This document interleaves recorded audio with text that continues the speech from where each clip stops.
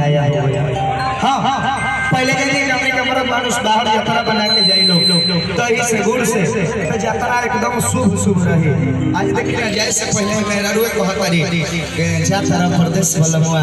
हमके छोड़ के तो तनी खाल और लाली सरस्वती गोड़ के काजी ऊ यात्रा जीवन में बिगड़े वाला बा लह होखे के छै लेकिन ओ ठलाली कहला प्रदमन भैया कोनो बात का ए जी बा और अतिया और तनी बढ़िया तनी और अतिया कहलई कि सखी हमर मोरत जान का रुका करेला कि हो देले बा कमर में दर्द हो नहीं पूछे हमर मोरत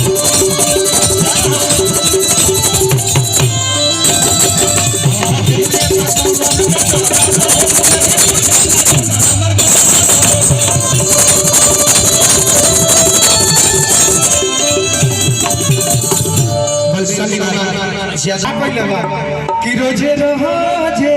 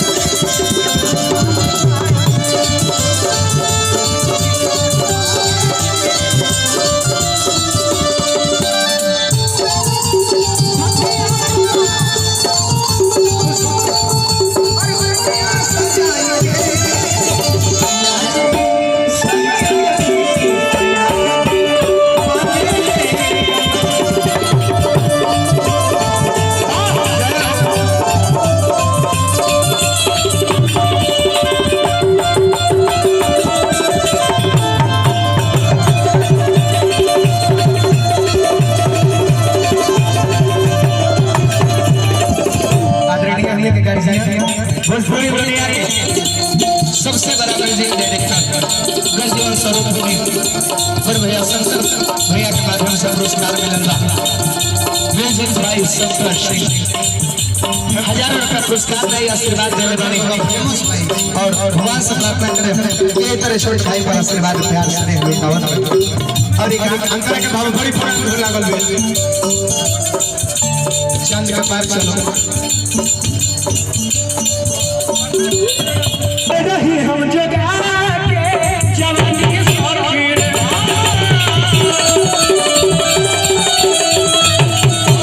अरे कोई लोग देही पानी सरकीर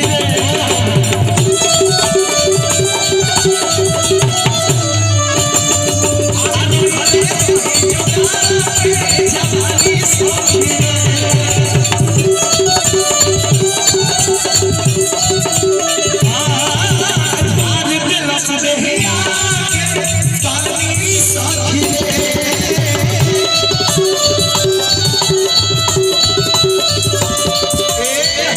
ओकरा नीमो लागेला